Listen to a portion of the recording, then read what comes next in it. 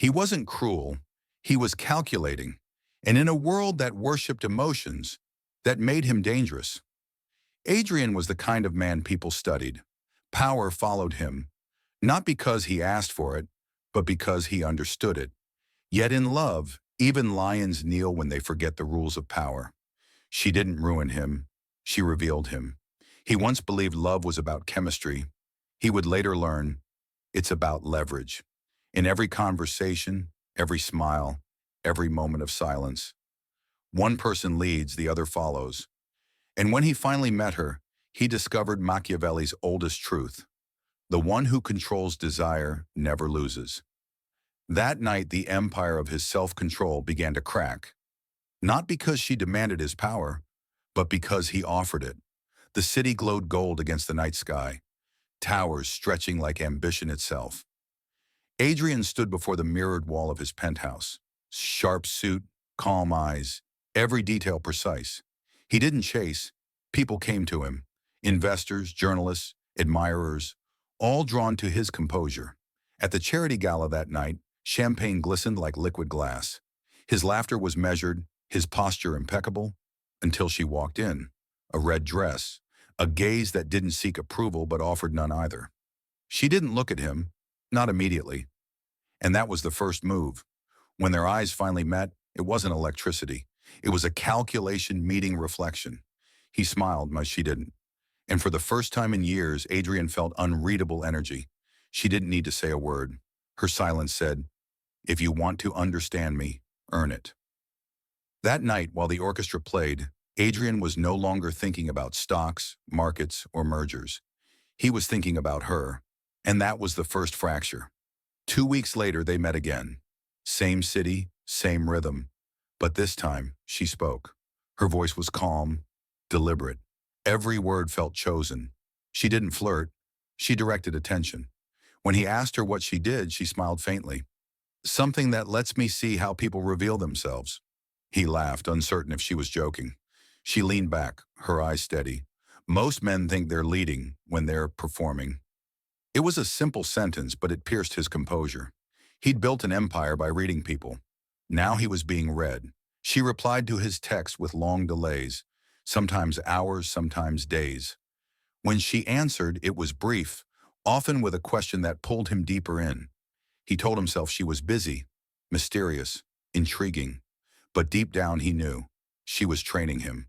Machiavelli wrote, "The one who can both attract and withdraw holds command." And Adrian, master of markets, was being schooled in the oldest market of all, desire. He began to adapt.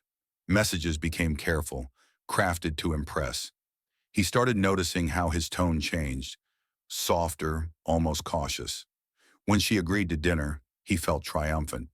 Yet that night the power balance was already uneven. She was late, deliberately. He stood when she arrived, smiled too widely, and poured the wine first. During dinner, she listened more than she spoke. When she laughed, it felt earned. When she touched his wrist, it felt calculated. "Do you always plan everything?" she asked, her eyes half shadowed by candlelight. "Only when it matters," he replied. "Then stop planning," she whispered. It was a command disguised as a tease. For the first time, he felt his pulse respond before his mind could. And as she left, without a kiss, without a promise, Adrian realized he was thinking not about what he wanted, but what she wanted him to want. That is the moment Machiavelli would have smiled. The moment when emotional dependency begins under the illusion of choice. That night, Adrian stood before the skyline again, the same one that once mirrored his dominance. But his reflection looked different. The calm posture was there, but the eyes, they betrayed attachment. He told himself it was passion. It wasn't. It was possession. Not of her, but of the idea of her approval. He couldn't focus in meetings. He checked his phone between presentations. His assistant noticed, his board noticed, but he didn't care. He needed her response more than their respect.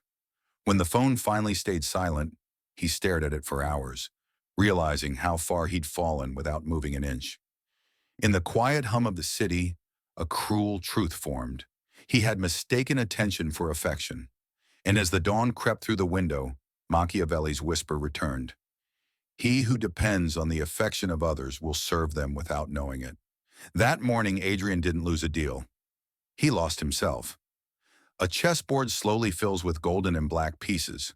One piece moves, the queen, and the camera zooms out to reveal it's being played by Adrian. In love, most men react, but a few, the rare ones, observe. They don't chase the queen. They study how she moves. And when they finally play, they play to win. Weeks passed. Adrian had learned her rhythm, the long pauses, the subtle distance, the control. So one day he vanished. No calls, no texts, no updates. Silence. Deliberate, surgical silence. He wanted to see what Machiavelli always taught. He who knows when to withdraw tests the loyalty of hearts. 2 days, nothing. 3 days, still silence. On the fourth, her message appeared. You disappeared. Are you okay? He smiled. Not because she cared, but because she noticed. For the first time, he wasn't reacting to her tempo. He was setting it, and that silence revealed more truth than 1,000 words. She lost control. She missed being the center. That was his first rule confirmed. The high-value woman isn't the one who seeks constant validation, but the one who notices when her power is questioned. Adrian invited her to a small art gallery. Minimalist, quiet, the kind of place where silence has meaning. She arrived wearing gray, soft but powerful. They walked through halls of abstract art, but their eyes were fixed only on each other. At one point, he asked, "Tell me something you've never told anyone." She hesitated. The pause wasn't fear, it was control again. Then she said softly, "I never show weakness. Not even when I should." He smiled faintly. "That's not strength," he said. "That's armor." Her eyes flashed, a mixture of curiosity and discomfort. That's when Adrian saw it. The mask slipped for half a second. Vulnerability. Machiavelli once wrote, "To see a person's truth, provoke their pride." And he had just done that. He hadn't flirted. He had tested. The test was simple. Would she defend her ego or reveal her soul? And she did neither. She simply looked at him and said, "Maybe armor is what keeps people from becoming stories of regret." That answer told him everything. She was intelligent, guarded, self-aware, but not submissive. She could be trusted to walk beside him, not behind him. That's when he realized attraction wasn't the game anymore. A week later, they met again. Dinner at her place this time. The smell of jasmine, low lights, and a slow record spinning in the background. As they ate, she asked casually, "Do you always test people?" Adrian paused, glass halfway to his lips. "I observe," he replied. "Testing happens on its own." "And what if someone is testing you back?" He smirked. "Then it's an interesting game." For a moment, the air between them shifted. It wasn't flirtation anymore.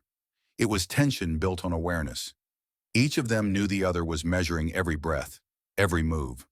But here's the secret Machiavelli understood. Respect does not come from kindness, but from understanding the cost of losing it. And she respected him. Not for his wealth or charm, but because she couldn't predict him. That night when he stood to leave, she said something unexpected. "I like you because you make me uncomfortable." He turned, half smiling. "Then you understand me." Because that was the true art of attraction. Not comfort, but mystery wrapped in control. Luation was. He realized something crucial. It wasn't about judging women harshly. It was about filtering illusions. Because most men choose based on emotion, not observation. They fall for charm, smiles, and chemistry. But chemistry can be manufactured. Value, however, cannot. Machiavelli wrote, "A wise man builds alliances only with those who can survive the storm beside him." Adrian's modern translation, "A high-value woman isn't the one who shines in peace, but the one who stands firm in chaos." And for the first time, he knew what he was looking for. Not beauty, not validation, but alignment. He wasn't chasing anymore. He was selecting, not emotionally but strategically. Because to love without strategy is to surrender without battle. And Machiavelli's dark art wasn't about manipulation, it was about awareness. The weak love emotionally, the wise love intentionally, and the powerful love selectively. Night falls over the glass towers. Adrian and Elena sit across each other at a dimly lit restaurant, a battlefield disguised as a date. Every word, every silence between them carries the weight of strategy. She leans forward, testing his composure. He remains still, calm, unreadable. Her charm is effortless, her eyes daring. She laughs at his restraint, her tone soft but edged with challenge. He watches, measuring every gesture, knowing this is not romance. This is reconnaissance. Machiavelli once said, "He who controls his desire controls the other's mind." And tonight, Adrian plays that game perfectly. He doesn't chase, he observes. He lets her fill the silence. And in doing so, he owns it. When she finally asks, "Why are you so calm?" he smiles slightly and says, "Because I'm not trying to impress you. I'm trying to understand you." In that single moment, the dynamic shifts. Her smile fades. She realizes she's being studied. And power quietly returns to his hands. Days later, she invites him to her world, an art gallery filled with color, emotion, and movement. It's the opposite of his domain, raw, expressive, vulnerable. He walks slowly, hands in pockets, surrounded by beauty that feels almost chaotic. She watches him, curious. "Do you feel anything when you see this?" He glances at a painting of a storm breaking over the sea. "Yes," he says softly. "It reminds me of you." She laughs, wild and unpredictable. He shakes his head, powerful, but unaware of its own destruction. For a moment she's silent.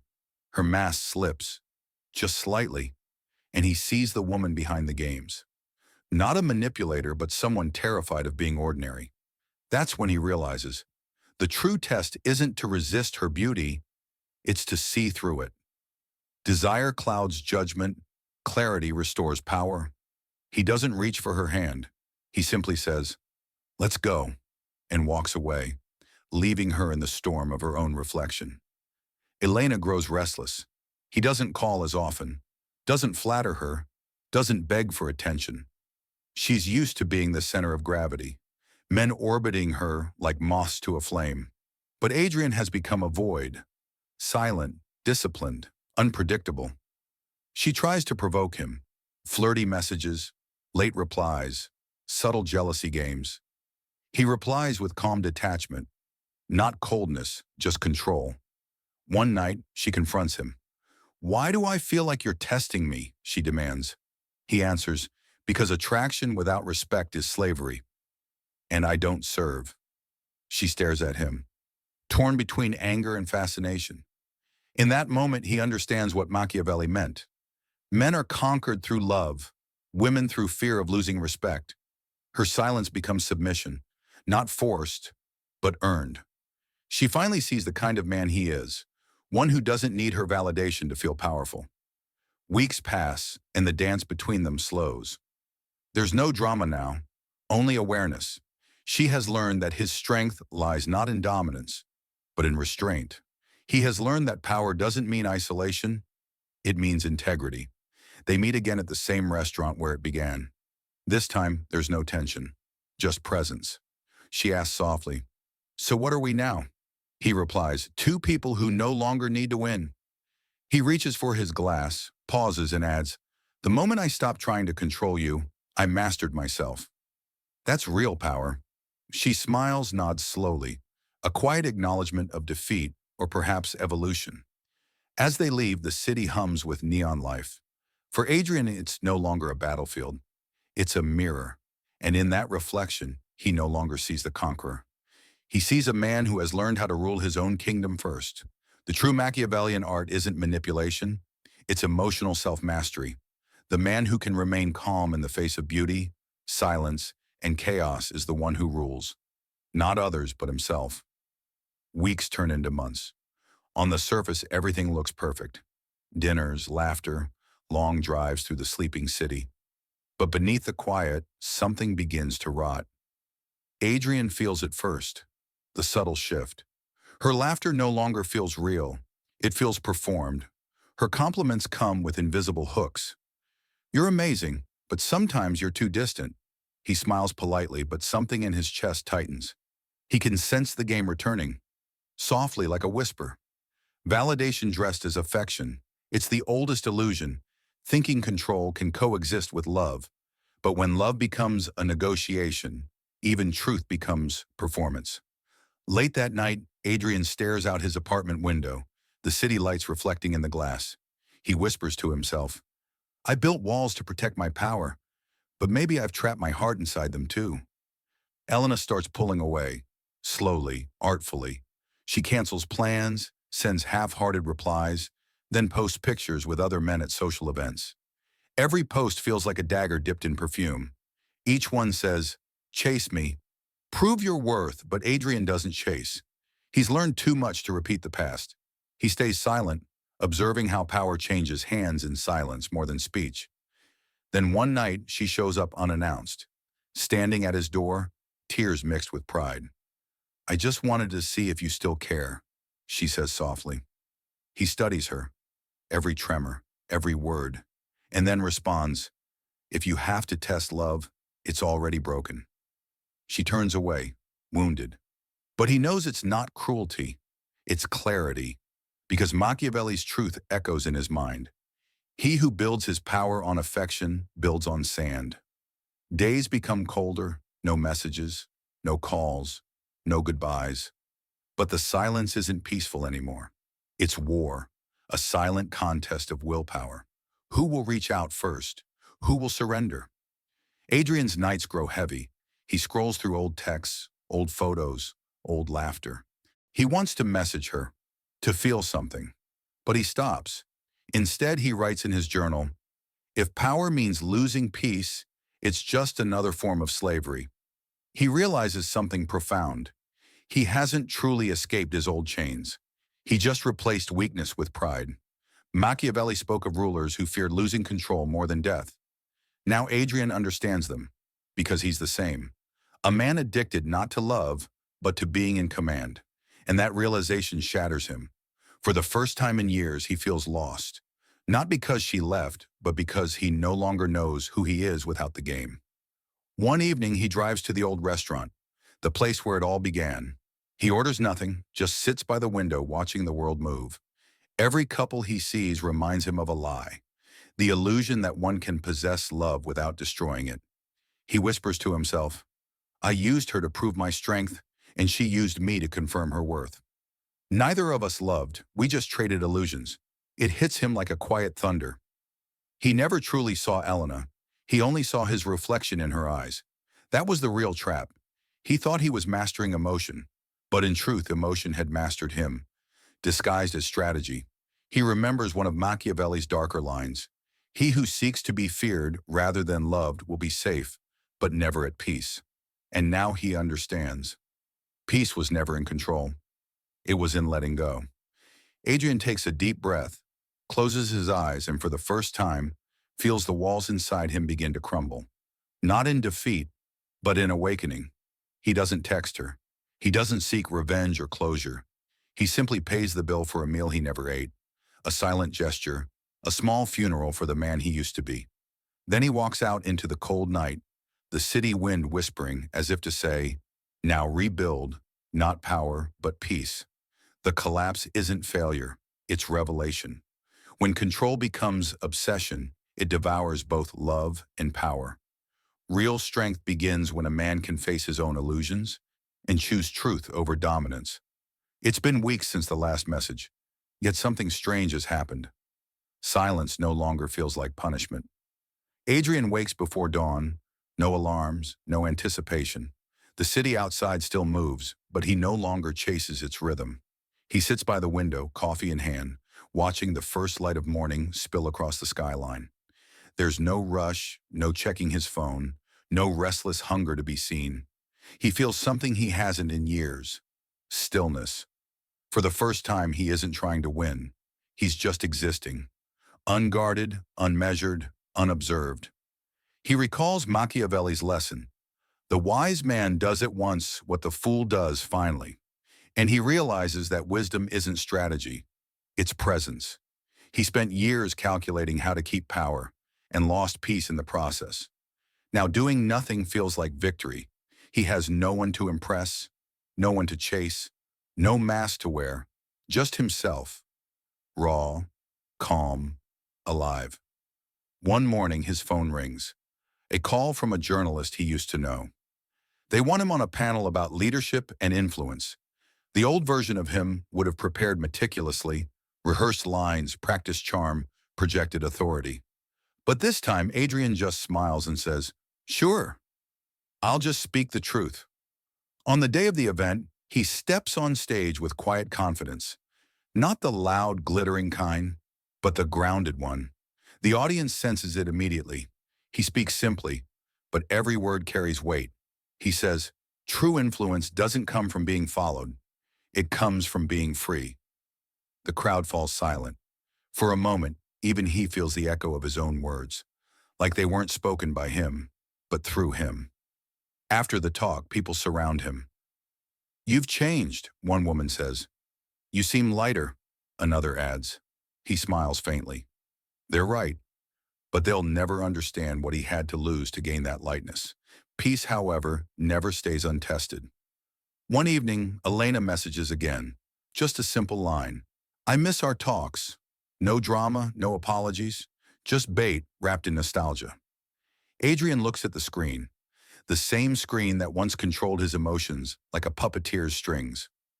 He feels the old pull, curiosity, warmth, danger.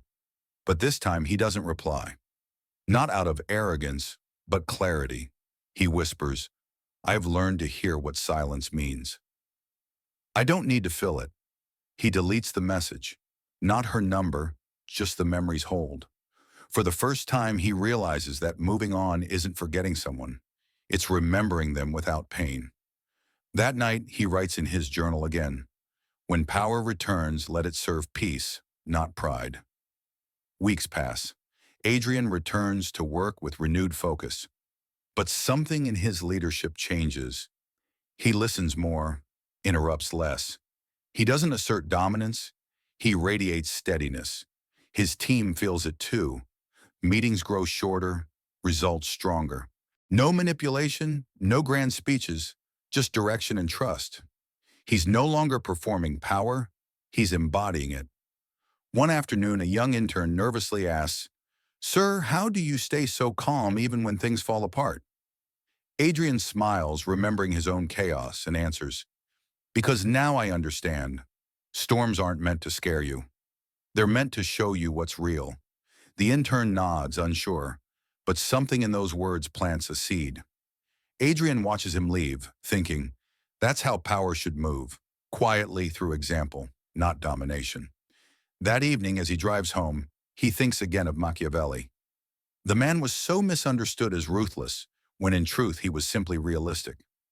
Adrian finally grasps it. Machiavelli never glorified cruelty. He revealed truth without illusion. And that's what Adrian has learned too.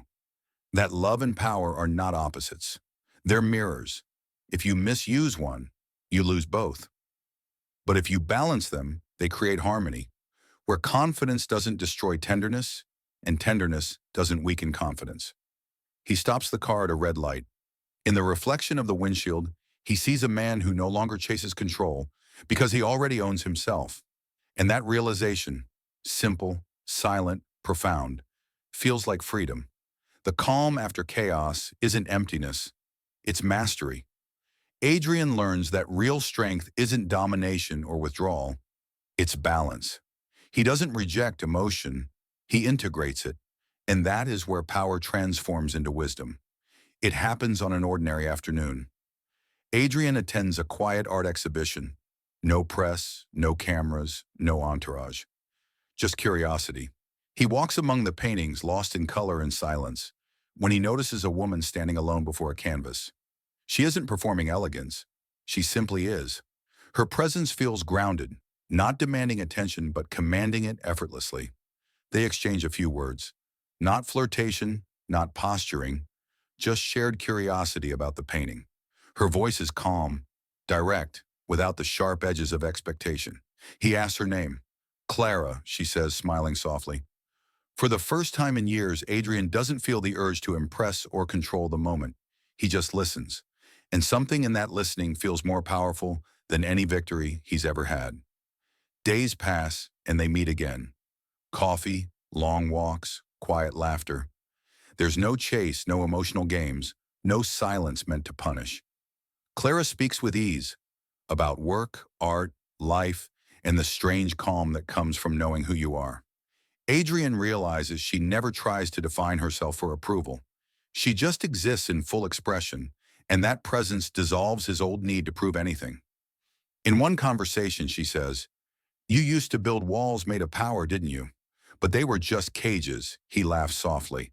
"Yes, and I called them castles." They both smile. This time the laughter isn't armor, it's freedom. Every exchange feels like a reflection, not a performance. Every silence feels like peace, not punishment. He writes in his journal that night, "Perhaps the right person doesn't disarm you. They remind you that you are never at war." Weeks later, they sit by the river as the sun fades. The water reflects the city lights. Motion and stillness combined. Clara turns to him and asks quietly, "You've seen power, haven't you? The kind that bends others?" He nods. "Yes, and I thought it was a strength, but now I see it was fear, fear of being seen." She nods slowly. Real power doesn't hide. It holds. The words hit him deeply. He looks at her, not as an idea or a test, but as a person. No illusion, no projection, just presence. For years, Adrian equated love with surrender. One person wins, the other loses. But now, watching Clara's quiet strength, he understands. Love isn't about dominance. It's about recognition. Two people who see each other completely and choose not to run. One night, Clara finds a book on his shelf, The Prince by Machiavelli. She flips through it and smiles. "So you studied the dark art of power?" Adrian nods. "I did.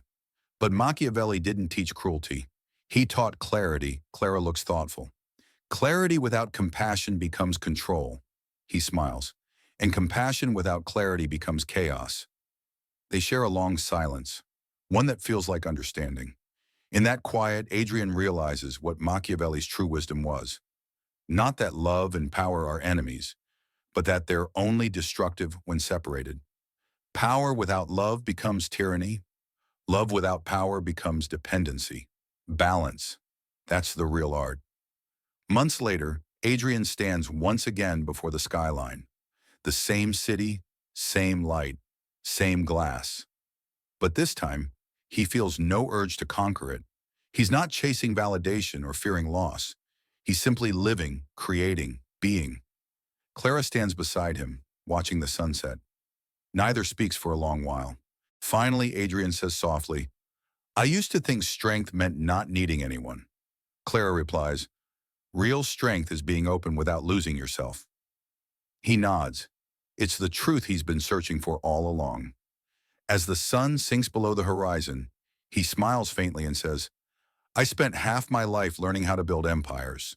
Now I just want to build peace." And for the first time, he feels like he's finally done both. When power and love unite, control disappears. Adrian learns that true connection doesn't take power, it reflects it. Love becomes the mirror in which he sees his healed self. Machiavelli's lesson, at last, transforms from manipulation to mastery through awareness. Adrian sits by the window. No phone, no noise, no urgency. The same skyline that once mirrored his ambition now looks still. He stirs his coffee slowly, watching the light crawl across the buildings. Each reflection feels like a memory of ego, control, and collapse. For the first time in years, he doesn't feel like he's chasing anything. No woman to impress, no power to prove, no game to win. He whispers to himself, maybe the goal was never control, but peace. Outside, the city hums, but he doesn't feel small within it anymore. He feels part of it, complete, not because he owns it, but because he belongs to nothing and no one. Later that morning, he walks through the park where he once argued, confessed, and broke down. Every bench holds a memory. Laughter, anger, silence. He remembers her, the woman who once shattered his composure, not with hatred now, but with quiet gratitude. He smiles faintly and says to himself, "You were the mirror I needed, because without that collapse, there would have been no rebuilding. Without the storm, there would be no calm." He finally understands. She wasn't his downfall. She was the lesson. That evening, Adrian visits his old office, the one he left months ago. It's dim, quiet, almost sacred in its emptiness. He sits in the leather chair that once symbolized power, the same chair where he barked orders, sealed deals, and felt invincible. Now it feels strangely small. He looks around and laughs softly. "I spent half my life trying to sit higher than everyone else, only to realize the throne was inside me all along." He stands up, leaves the chair empty, and walks toward the window. Below him, the city pulses with life, ambition, hunger, desire. But inside him, there is silence. That silence isn't emptiness anymore. It's mastery. Weeks later, he's invited to a high-profile event. CEOs, investors, models, power players. The kind of room he once dominated. As he enters, eyes turn to him again. Admiration, curiosity, envy. But this time, he doesn't play the game. He doesn't scan the crowd for beauty or competition. He just observes. Across the room, a familiar face, an old rival, approaches with a smirk. "Back to reclaim your crown," he says. Adrian smiles gently. "Number." "I've outgrown the need for one." The man laughs, thinking it arrogance. But Adrian means it literally. He no longer feeds on approval. He no longer fears rejection. He simply is. And that, ironically, is what makes him more powerful than ever. Because the man who needs nothing cannot be manipulated. Late at night, Adrian walks home through empty streets. The air is cool, the sky full of quiet stars. He thinks of everything. Machiavelli, Diotima, Socrates, all the lessons of power, desire, and truth. Each one points to the same realization. Freedom is not in domination or surrender. It's in self-possession. He whispers, "The strongest empire is the one within." He pauses under a streetlight, his reflection faint in the glass of a dark storefront. No longer haunted, no longer pretending. He smiles, not a smile of victory, but of peace. "I finally understand," he says quietly. "The game ends when you stop playing." He walks on, the city lights flickering like constellations of his own reborn strength. Power without wisdom destroys. Love without strength collapses. But when the two meet, a man becomes whole. The world will tempt you with beauty, seduce you with control, and test you with silence. But the man who masters himself becomes untouchable, not because he builds walls, but because he no longer fears being seen. The greatest victory is not over others, it's over your own illusions. Adrian stands by the sea. The sun rises, golden, quiet, eternal. Final line, fading out. And that, my friend, is Machiavelli's true dark art. Not manipulation of others, but mastery of oneself. The camera pans upward from Adrian's silhouette, standing at the edge of a rooftop. The wind brushing his hair, the city glowing beneath him. The screen fades to black with the final whisper. He learned to play the dark art, not to control the world, but to free himself from it.